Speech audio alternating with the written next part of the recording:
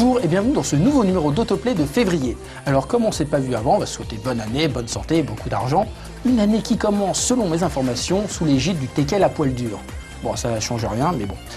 Au sommaire, qu'est-ce qu'on a? Eh ben, on a les concerts, on a les sorties, ensuite on a un dossier sur Video Games Live, on a après, comme d'habitude, on a le rétroplay, la bonus track, et ensuite les clips à venir et à rentrer dans la rotation de Game Life.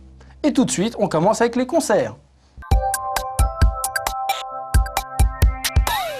Le 12 septembre prochain aura lieu à Cologne, en Allemagne, non pas la convention des buveurs d'eau de Cologne, mais un concert qui s'appelle Symphonic Fantasies. C'est un concert des meilleures musiques, enfin des musiques phares de Square Enix, enfin plus Square que Enix, parce qu'on trouve les musiques des Final Fantasy, de la série des Seiken, des Kingdom Hearts, j'en passe, et des meilleurs. Alors en fait, il y aura plus de 120 musiciens qui seront sur scène avec des invités japonais. Et par contre, il faut se dépêcher parce qu'il n'y a que 2000 places. Et au prix où ça coûte, t'as intérêt à te dépêcher, parce que c'est entre 6 et 30 euros. Donc à ce prix-là, on prend son billet, on va à Cologne, on boit de l'eau et on y va. On commence tout de suite par un événement puisqu'il s'agit de la sortie officielle de l'OST de Super Mario Galaxy. Wouhou. J'ai toujours rêvé de faire ça à la télé. Désolé. Donc en fait oui, c'est un événement parce qu'elle est enfin disponible en France, parce qu'elle s'est sortie pratiquement dans le monde entier, au Japon, aux États-Unis, puisque oui, il n'y a que 3 grandes zones, il y a les États-Unis, enfin bref. Donc elle est enfin disponible en France, mais pas disponible dans le commerce pour autant. Et mais alors comment elle est sortie, alors on peut se demander? Eh ben elle est sortie tout simplement grâce au catalogue de points de chez Nintendo. Alors le catalogue de points, en fait, c'est quand on achète des jeux, on a des points étoiles, avec ces points étoiles on peut acheter des cadeaux, et Super Mario Galaxy, la bande originale, fait partie de ces cadeaux. Ah, ça fait un peu la Pierre Bellemare, c'est sympa. Il y a 2 éditions qui sont sorties, une édition simple avec 28 pistes, les meilleures, et l'édition dite Platinum avec 81 pistes, soit la bande originale complète. Pour ceux qui se rappellent de Super Mario Galaxy, c'est quand même de la musique symphonique pour une fois. C'est une des meilleures musiques de Mario, si ce n'est la meilleure. Et dans le livret, on peut trouver quelques petites anecdotes sur les compositeurs, enfin pas sur les compositeurs, les petites anecdotes que les compositeurs nous concoctent pour savoir comment ils ont composé. Et c'est super sympa. Et si toi tu as 4850 points étoiles, et tu peux aller sur le site de nintendo.fr et pas télécharger, tu peux la prendre.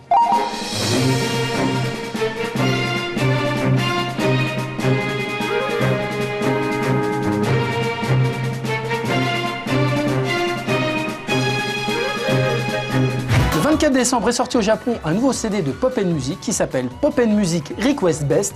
Alors ça n'a rien à voir avec un RPG qui aurait un grain de riz qui devrait aller chercher des féculents ou quoi que ce soit. Pas du tout. C'est en fait Konami qui a demandé aux joueurs de dire « Tiens, toi qui aimes bien jouer au jeu de la Game Bimani, qu'est-ce que tu voudrais avoir comme version longue ?» Alors Michel répond « Bah moi j'aime bien Tichetacha. Moi j'aime bien, comment il s'appelle l'autre? J'aime bien Nekomata. » Et ils ont fait « Écoute, nous, on va te faire un CD en version longue, quoi. Ok. Et donc, ils ont réuni, c'est un best-of, et c'est pour les fans de...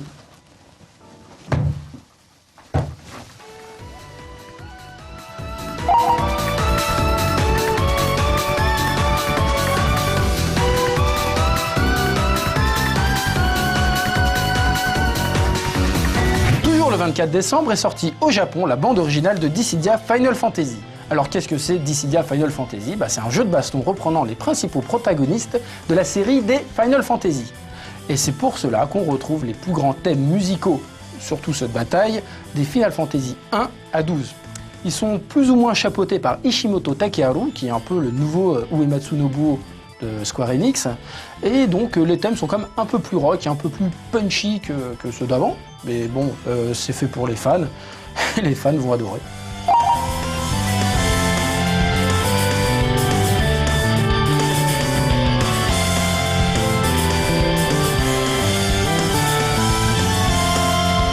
Et pour les fidèles serviteurs du roi Lich et les amateurs de dauphins guerriers, est sorti Echoes of War, une compilation, Echo c'est pour le dauphin, Echoes of War, une compilation des meilleurs thèmes musicaux de Blizzard. Blizzard? Vous avez dit Blizzard?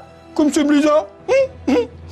Et donc en fait c'est l'éminent Symphonic Orchestra, un nom un tout petit peu pompeux, mais qui a l'habitude de jouer des musiques de jeu avec leur orchestre symphonique, puisque sinon il s'appellerait autrement. Et donc, ils ont aussi joué les musiques de Soul Calibur 4. Et il y a aussi des compositeurs qui ont aidé, mais qui n'ont rien à voir, des invités japonais, qui ont aidé à faire des musiques. Et il y a notamment Ota Nikoo, à qui l'on doit Shadow of Colossus.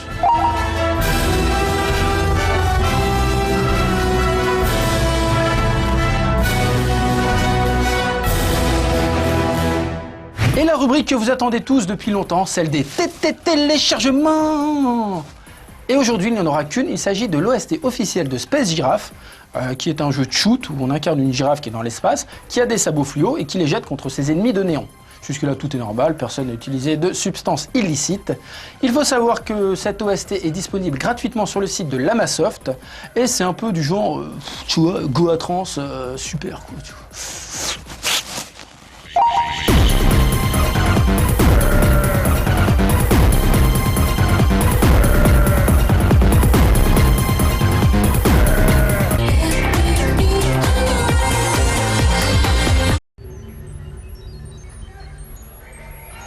Le 18 décembre 2008 restera sans doute dans l'esprit des fans comme le premier concert d'envergure consacré à la musique de jeux vidéo en France. Ce soir-là, 3000 spectateurs assistèrent au premier concert de Video Games Live au Palais des Congrès à Paris.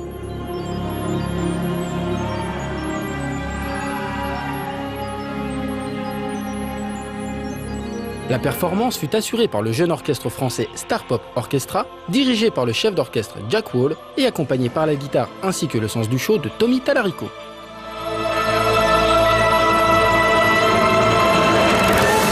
As I mentioned, I've been a game composer for over 18 years, and when I first started, it was a bunch of bleeps and bloops and things like that, but the industry has really evolved over the last 2 decades. So now we use big live orchestras and choirs, but the reason to create Video Games Live is that I wanted to show the world how culturally significant and artistic video games have become.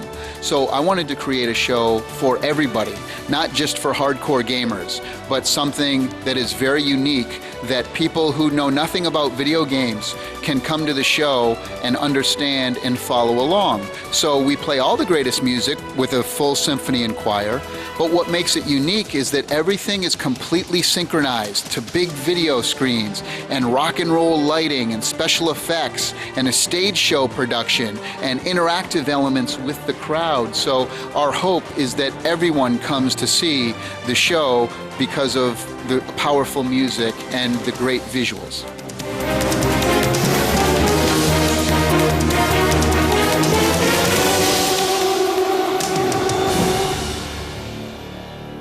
We're so honored and happy to be here finally in France. We've been touring Video Games Live since 2005, and every year we do more and more shows, but this is our first time that we've presented Video Games Live in France. Earlier this year, we presented a Blizzard show at the Worldwide Invitational of just Blizzard music, and it was very well received, so we're so happy to be putting on the first official video game concert ever in France, and we've done a lot of special things for this show tonight, because a lot of people may know that some of the best game designers are here in France. One of my favorite game designers, Michel Ancel, who created one of my favorite games, Beyond Good and Evil. So tonight we're playing Beyond Good and Evil with the orchestra, and Michel Ancel will be on stage with the French composer Christophe Herral. But we're doing something very special tonight. We're also doing the world's premiere of the music from Beyond Good and Evil 2, which isn't even coming out yet, and Michel Ancel will be singing, and Christophe will be playing guitar with the symphony and with the video, so that's very special. And we also, we asked the French people what musics they wanted to hear through our French website, and one of the things was Monkey Island, and so we're doing a special version of Monkey Island here tonight with Martin Learn, the video game pianist, on the piano. So it's special piano arrangement. Everybody could probably watch it on YouTube, because everybody will be putting it on YouTube tomorrow, we hope. So we love that. We love people, we love the fans putting the stuff on YouTube, but it's an honor for us to be here in France, and our goal is to come back every single year to France with a new show.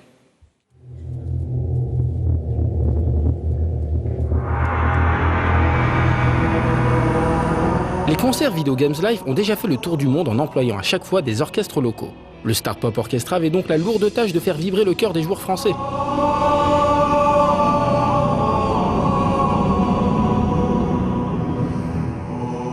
The Donc le Star Pop Orchestra en fait est un trait d'union entre la musique dite classique avec l'orchestre symphonique tel qu'on le connaît dans la grande musique on va dire et la musique populaire. Et donc nous on essaye de faire un lien, notre objectif c'est de faire un lien entre finalement le grand public et cette formation qu'est l'orchestre symphonique.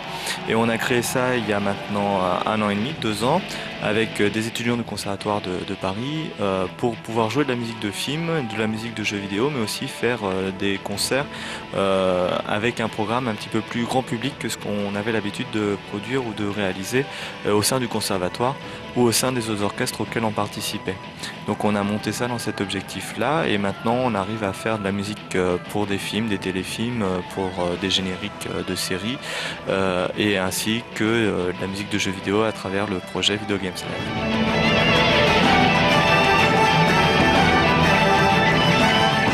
En fait, à la toute base, j'avais contacté Japan Expo parce que j'ai pas mal d'amis dans le milieu de la Japanimation et je voulais leur proposer un concert autour de musique de Miyazaki ou d'un peu tout ce qui touche à la Japanimation et entre autres aussi les jeux vidéo.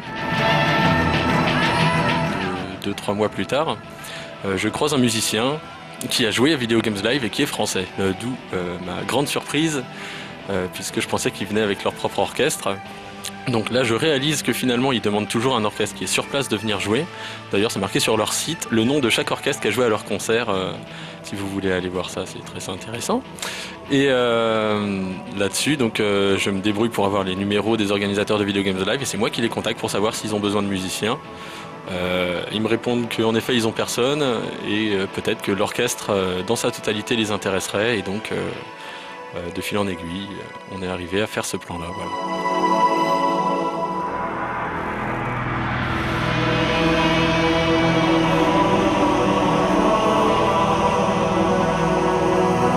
Pour la préparation des concerts, c'est très simple. On reçoit un mail de Christophe Elliott, notre directeur général ronflant d'orchestre, et dans lequel il y a les partitions qu'on n'a plus qu'à imprimer et travailler.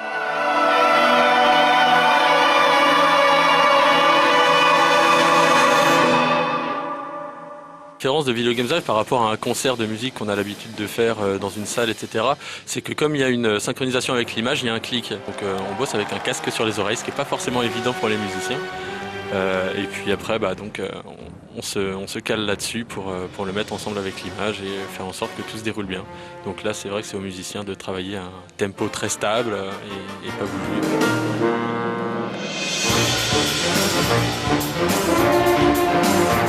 Dans les vieilles musiques, il y a beaucoup de nappes, beaucoup d'effets, beaucoup de glissades, beaucoup de trucs qui font tigidi qui sont absolument pas présentes dans les musiques actuelles, parce qu'aujourd'hui, effectivement, on est plutôt dans la musique type James Bond.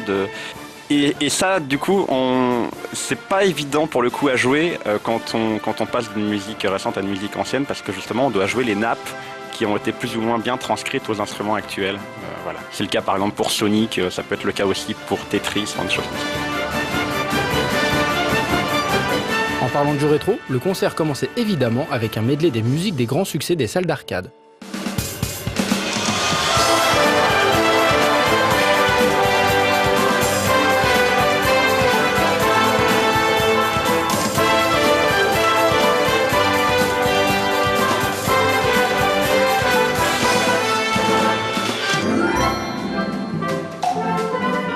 Les morceaux joués lors du concert faisaient partie du répertoire habituel de Video Games Live, de Metal Gear Solid à la Sainte Trinité Sonic, Mario, Zelda, en passant par Halo et StarCraft.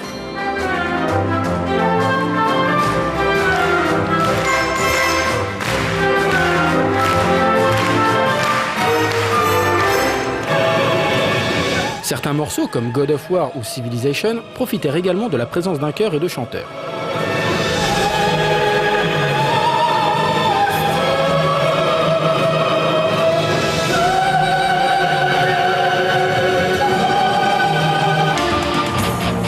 On regrettera cependant que ce premier concert français, peut-être parce qu'il s'agissait d'un essai, ait proposé la petite configuration. L'orchestre alignait ainsi 27 musiciens jouant sur une bande-son, et non pas la configuration complète habituelle de 70 musiciens. Video Games Live entretient un lien étroit avec Internet. Outre le fait que Tommy Tallarico exhorte les gens à faire marcher le bouche à oreille en mettant leurs vidéos sur Internet, ils pouvaient aussi voter via un site pour les morceaux qu'ils voulaient écouter.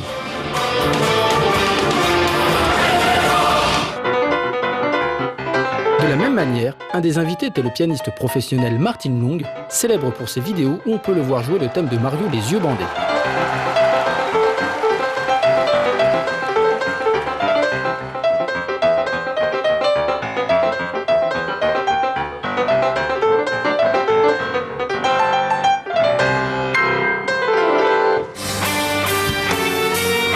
On espère que le prochain concert de Video Games Live apporte son lot de nouveaux morceaux et de surprises, mais surtout qu'il permettra à d'autres formations de s'exprimer bientôt chez nous. On pense notamment aux concerts événements tels que Play, Press Start ou encore Extra, qui n'ont jamais encore franchi nos frontières.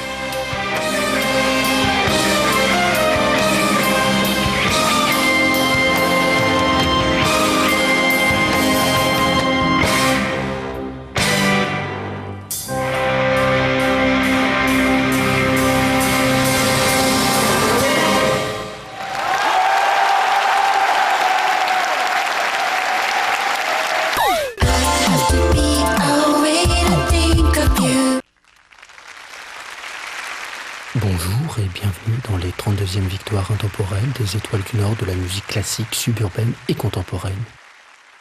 Nous allons tout de suite voir la magnifique prestation de Fettuccini-Lakavovsky, médaille d'or au CNSM de Paris et de Lyon. Il interprète une nocturne en do majeur et do crôlé avec un changement en do mineur au 13e temps.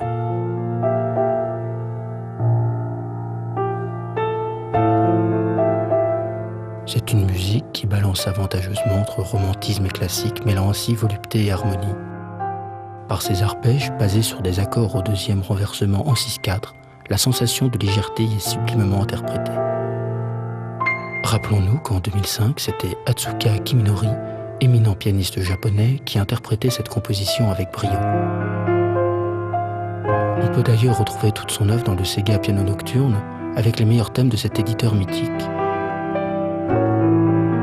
Je vous laisse écouter maintenant cette œuvre transcendantale.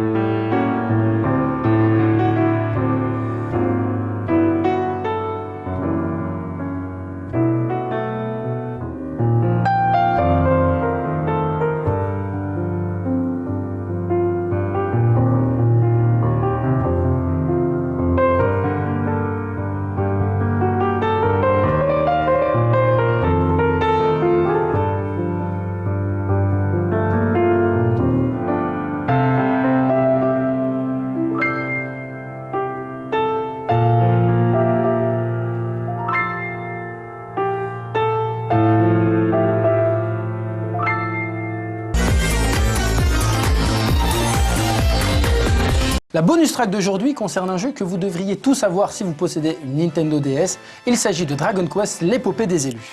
Alors qu'est-ce qu'il y a dans Dragon Quest, l'épopée des élus? Eh bien en fait, il y a plusieurs chapitres dans le jeu. Ah, ça c'est même pas du spoil, hein. On commence, c'est chapitre 1, et donc ce qu'il faut savoir, ou ce qu'on comprend, c'est que chaque chapitre a une musique qui lui est propre.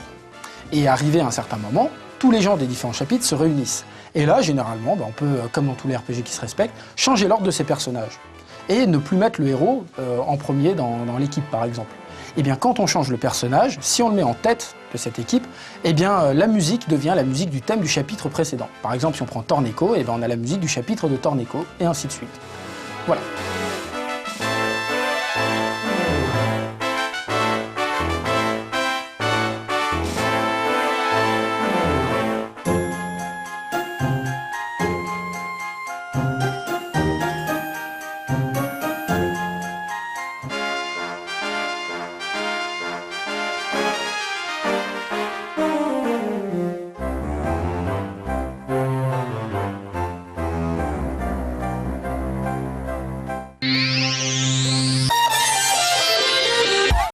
Le tie-up de ce mois, c'est la chanson Kiss in the Dark que l'on entendait dans l'intro de la version japonaise du jeu de combat Evil Zone.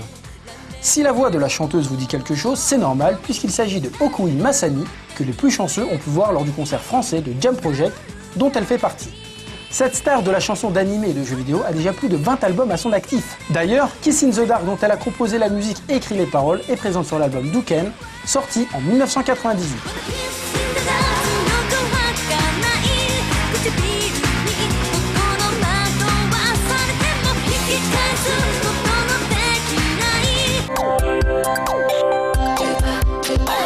Et tout de suite, les clips qui rentrent dans la rotation de Game Life. Il y en a une qui est en automne, qui est morte. Je vais prendre celle-là, elle me fait plus confiance. Donc, qu'est-ce qu'il y a alors en clip? Eh bien, encore un clip monté par les soins de Crackrayol, qui est décidément un abonnement au Game Clip de Game Life. Hein. Et donc, ce mois-ci, c'est le jeu Beyond Good and Evil de Michel Ancel, un jeu qui ressemble à... Non, je vais pas le dire, parce que sinon, je vais encore me faire troller la mort. Donc, alors les musiques ont été composées par Christophe Héral et jouées, alors ça c'est magnifique, le meilleur orchestre du monde, l'orchestre Création du Languedoc. Alors là, on me tend une perche que je peux même pas prendre tellement elle est belle. L'orchestre Création du Languedoc.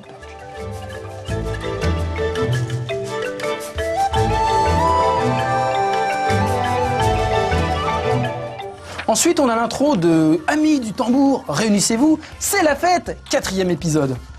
C'est quand même beaucoup moins classe et sexy en français. Et c'est donc, c'est super mignon, c'est tout coloré, c'est typiquement japonais. Et c'est les trucs, les filles elles collent sur les cahiers, là, tu sais, les trucs un peu genre Puka, Hello Kitty, là, les trucs que les garçons ils aiment pas parce qu'ils préfèrent Naruto. C'est kawaii, voilà, c'est le mot, kawaii.